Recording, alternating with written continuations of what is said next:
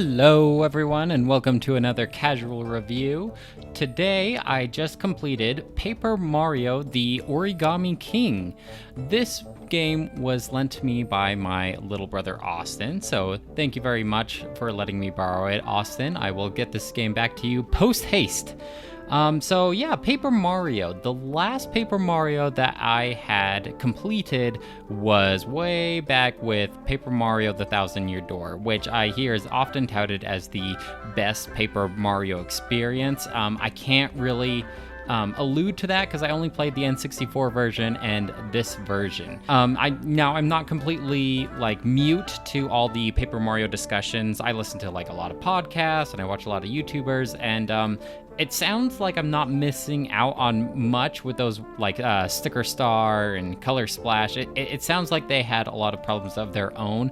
I can't personally say because I still haven't been able to try them out, and I think because of the negative reviews that I've heard, it's kind of kept me at bay from spending $60 and getting my own copy to play on my own so far. So I was kind of on the fence about this one. I probably wouldn't have played it so soon after release if my little brother didn't lend it to me. Now he did say that he also really likes Super Paper Mario, and I actually own it.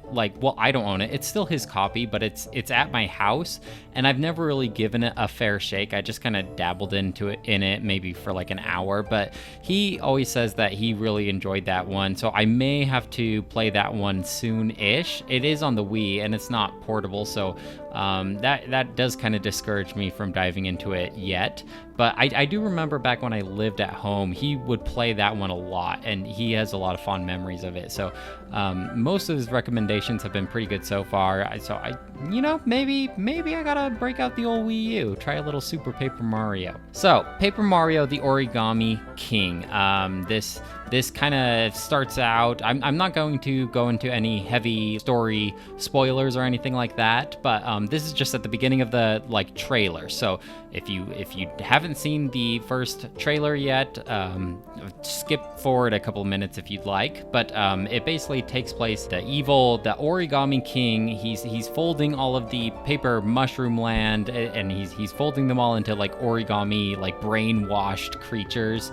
It's kind of an interesting aspect for Paper Mario. One problem that I do have with this though is, at least way back in the day, I'm not sure if they've done this recently or not, but it was always kind of they're all made out of paper, but they don't really acknowledge that they're made out of paper. And I feel like this one, they really hit that nail on the head with a hammer. We are made out of paper, and this is a world full of paper. We know we're paper. Whereas the older ones that I played, it wasn't really like that. I'm not sure if I was totally on board with them, so on the nose about how they were made out of paper and they know that they're made out of paper. I'm not sure how I feel about that. I kind of prefer it more just being an aesthetic choice than more actually part of the world.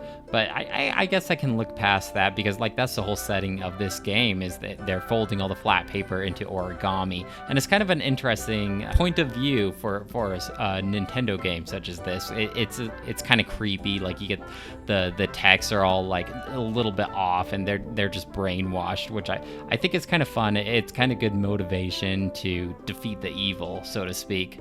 The world itself is pretty unique. There's just a ton of unique worlds and settings. It's still the basic, hey, this is the desert, this is kind of an icy place, this is an ocean place, but there's always fun spins on it. It's not just so black and white. It's a great looking game, honestly.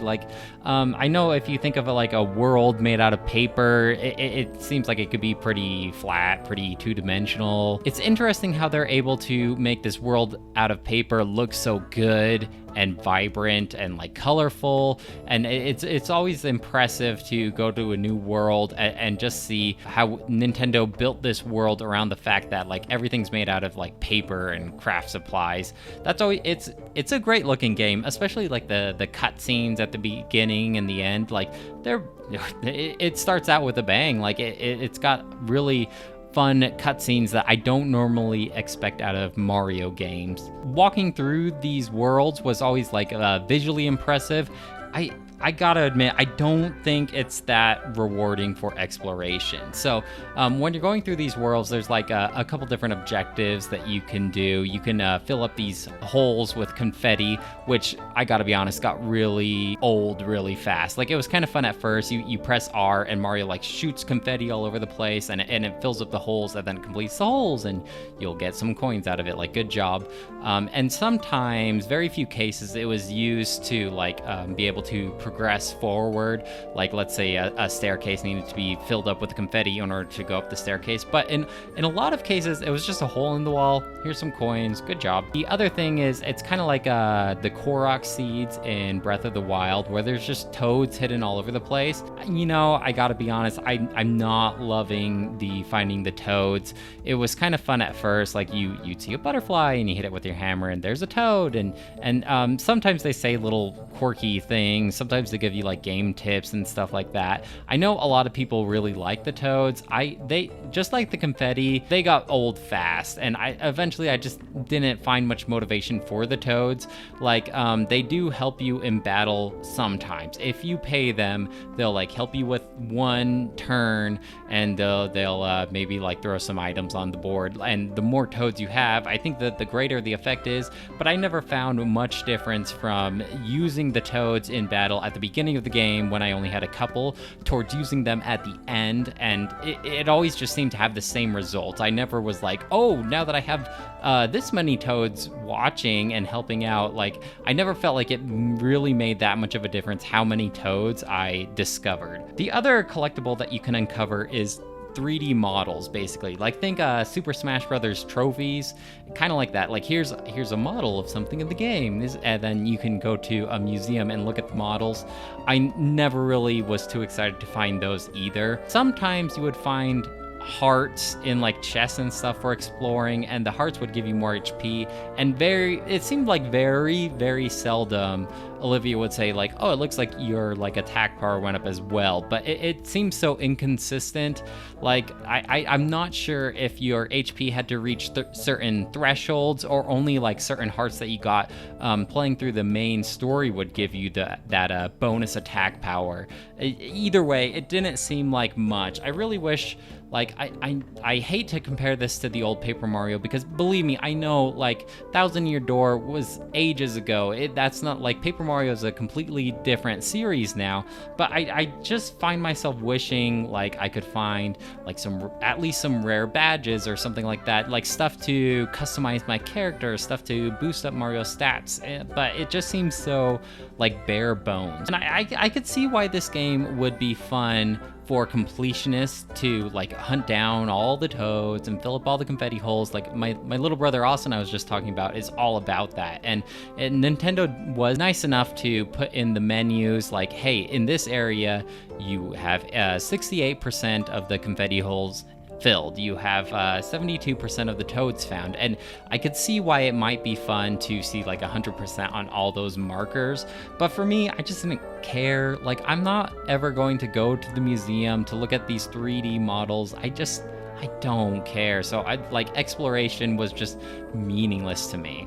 And I guess that's the same thing with the like combat itself, because there's no XP, and I get it, like it's not like old Paper Mario, but I just wish there was more incentive, because you just get coins and confetti, you can hit flowers and trees and you can just get confetti. It's not hard to find more confetti. I was told even before I started playing this game, like I listened to a lot of podcasts, and they said how they're very generous with the coins, and so I was never afraid of spending coins. Like, whenever I needed to stock up on items, or like I bought a bunch of weapons, I just spent them all willy-nilly. Like, it's not a big deal. And even then, even if I was just baller throwing coins all over the place, I had so many coins at the end that I just had nothing cool to buy. Now, I'll get into combat a little bit later. Right now, I just want to kind of talk about motion controls. This game has this ability where Mario can like fold his arms super long. It's called like the 1,000-fold arm ability or something like that. And it's basically he can like move around with his arms and grab stuff and like reveal secret paths, or during combat he can like hit enemies with them. And you use the motion controls to like move your hands around to find like where they want you to grab. And I gotta say, it doesn't feel good playing handheld, which is how I normally play my Switch. And so I remember immediately I rescued this Toad, and he gave me a little tip like, you can turn off motion controls in the options. And I was just like, yep, like instantly turn those off. And I felt like it made the game a lot better in that aspect. I kind of didn't feel like we needed the motion controls at all, or even in, you know, the 1,000-fold arms. Like it was pretty gimmicky. It got pretty old fast. Going into the topic of abilities, I never really felt like I grew as a character. Like in normal games, not just like old Paper Mario, but in normal games, you get abilities to access new areas, and they help you in combat. And I felt like I never really got new abilities. Like now, through the story, you do get like new folds for your companion. Her name is Olivia, and she's the origami queen, I guess, if Ollie's the Origami King. And that's not a spoiler. Like they say that straight up before you even buy the game. It's like on the back of the box that they're brother and sister, and she's your companion. And she learns a couple new abilities where she can fold herself and do like a special attack. But I felt like how the combat was set up, it never really felt like an upgrade, and it was just gatekeeping outside of combat, basically. Like, we need you to burn this thing so then you can progress in the story. It's not really like accessing new areas. It's more just like progressing the storyline. And I just felt like in like older Paper Mario games and stuff, you unlock new abilities, and it was exciting because like now it was kind of like that Metroidvania effect where like, oh, now I can go back to all these old areas now that I can roll up into a tube. And I remember an area wishing I could roll up into a tube to get in there, and now I can. And this didn't really have any of that. I can't think of any times that I wanted to like go back and use her elemental abilities, because you still need to stand on a circle to be able to access that ability. It's not like you can just use it whenever, like more traditional Mario abilities were back in the day. I don't know, and then it just never felt like I grew. Like I never got like better stats besides extra health, and it's just like nothing exciting, you know? No, I didn't really feel like I progressed at all. I felt like I could do what I did at the end of the game at the very beginning, really. I gotta be honest though, like going back to the Toads, I am so sick of Toads in Mario games. Like, we have so many different characters in the Mario world. Why is it always freaking Toads? Like, Toads are all over the place. It's just, oh, we need a town, let's fill it with Toads. And like, why can't we have like, I'm sorry. I know I said that I wasn't going to compare this to the old Paper Mario anymore, but you know what? For the rest of the episode, I think I'm just gonna do it because it could have been so much better. Like, I just wish that it was like the old Paper Marios where you could go to like a Koopa village, or you could go to like this snowy village full of these interesting ninja snow guys, you know. But instead, it's just Toads. Like, hey, you guys like Toads, right? No, we can have different characters in the Mushroom Kingdom. I'm so sick of hearing those hello. That was an awful Toad impression, but you get what I mean. Like, it's always Toads, and it just gets so boring after a while. There was actually this town in this game where you finally come across like this Las Vegas-esque city, and it's full of those Sniffets, and Sniffets are like the enemies that spit stuff out of their mouth. They kind of look like Shy Guys maybe, but with like a birdo mouth circle thing. And I'm like, yes, finally a town full of not Toads. But no, it just turns out like it was a town for Toads. They had just gone missing for some reason, and when that event is over, the Toads are back in the town. And so that was just kind of a letdown, because I was kind of excited that it was actually like a city of not Toads. The music also, it was just kind of like a bunch of toads. It was just kind of more bland and generic. It didn't really do anything for me. It just felt like flat and not inspired at all. Like, I guess like if you have an electric guitar, suddenly your music is really cool and ramped up. But just in not even like old Paper Mario games, but in like tons of Mario games, Mario Odyssey, I'll say, this generation, Mario Odyssey, like Nintendo has just always nailed the music for me. Like, I would just listen to the soundtracks of tons of Nintendo games, and the music is always just so like inspiring and like thought-provoking, and but this one, it just felt like flat. The music didn't do anything for me either. I guess now I'll talk about combat. It was fine, it never really did much for me. For those of you who don't know, you have to line up the enemies in like a row of 4 or like a 2x2 block to use either your stomp or your hammer. It was kind of fun at first, like aligning the puzzle ring and being able to like you get that little burst of dopamine when you figure out like the perfect alignment all on your own and within the allotted time. But after a while, I just got so sick of it, and I would just pay the toads I mentioned earlier to like help me with a move, because like the max you have is like 3 turns to line up all the enemies. So I would just pay the toads like 100 coins, because I have so many coins to throw all over the place, and they would help me with one move. And then once they do that first move, it was pretty easy to figure out the last 2 moves. And even when I didn't feel like toads and I felt like challenging myself, I never really jived with the combat, because it's just like the main challenge is this puzzle, and then you just use your moves. Now, you do get these weapons, which is basically like an upgraded stomp or an upgraded hammer, and I would never use my basic abilities because I always had so many weapons, and the weapons would break after a while, but they just kept throwing the items at me, and like it would take a couple times of usage before they broke. So I never really used the basic stomp and hammer. It was always weapons, and I never had any issues like running out of those. The boss battles were a little bit better. It just kind of like flips that on the head, where you're on the outside of the ring and you have to like align the arrows to get Mario to go to certain spots on the boss. But even then, I was never too crazy about it, to be honest.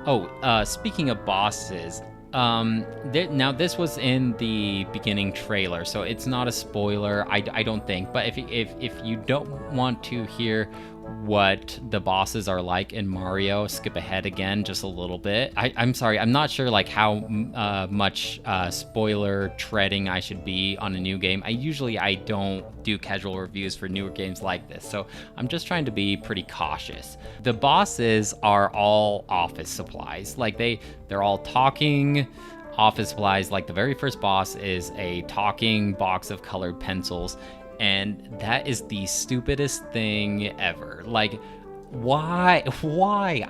A talking box of colored pencils? In what world did Nintendo think this was a good idea?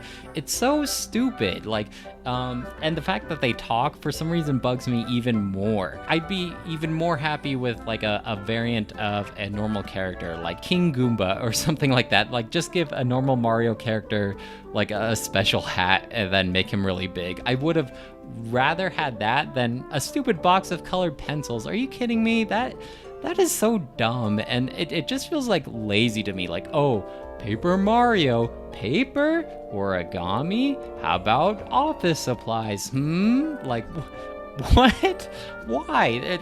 Part of the charm of the Mushroom Kingdom is it's not like a part of our world, and when you just throw that in there, I feel like it really breaks that like world building. It really like takes me out of the game. So I feel like I'm hammering a lot on this game, and I'm giving it a really bad time.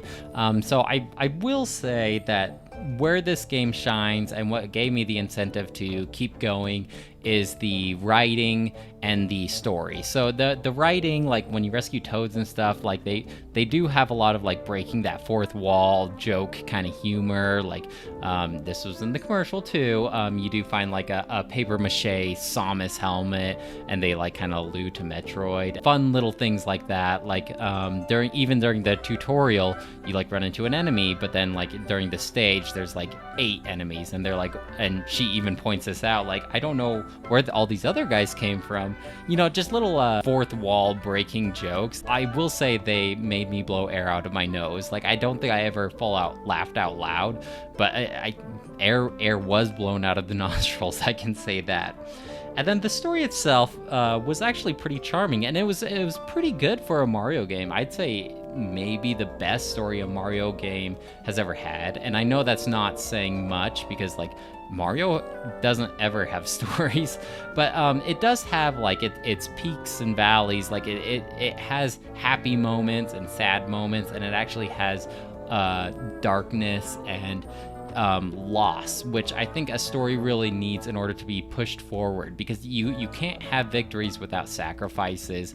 And there are certainly sacrifices in this game, and there's certainly characters who get discouraged, and it really pushes the story forward, I feel, in a impactful and meaningful way.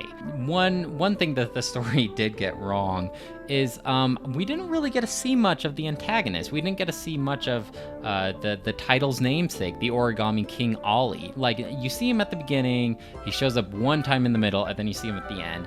And not even just like the first 2 Paper Mario games, but even Super Paper Mario, I didn't play it, but I did watch my little brother Austin playing through it, and in normal style, every time you beat like a major boss, you do like a major landmark, it cuts to the main antagonist, and he'll be talking to like his minions and stuff, and you can actually see like his intentions, and you can learn more about the main villain boss. Like, it would cut to Princess Peach in Bowser's castle, and you could like investigate what's going on over there. But in this one, you don't really get to see that side of the antagonist.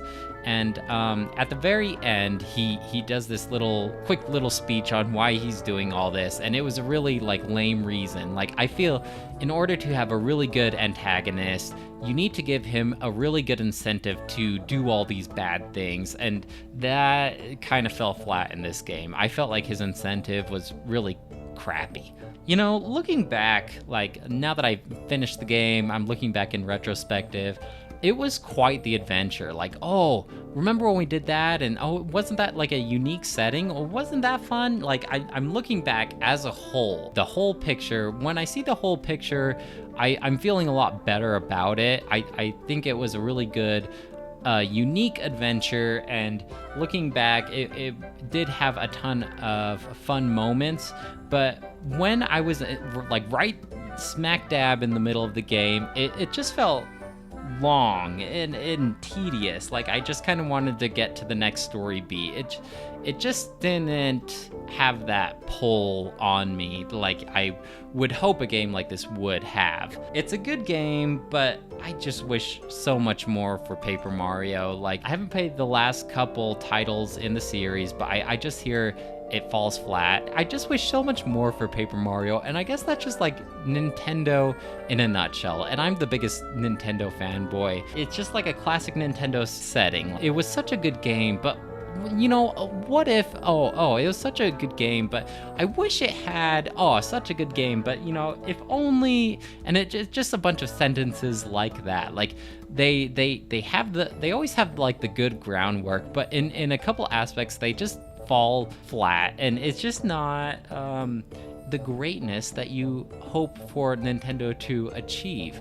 Now, don't get me wrong, I still love Nintendo games, but games like this just kind of make me realize, like, sometimes I feel like certain departments in Nintendo just don't care. Is that harsh? I feel like I'm being really harsh on Nintendo and Paper Mario. I love Paper Mario, or at least I think I do. I love Nintendo, but yeah, I don't know. I'm just conflicted about it all. I'm rambling, so I think I will cut this casual review off here.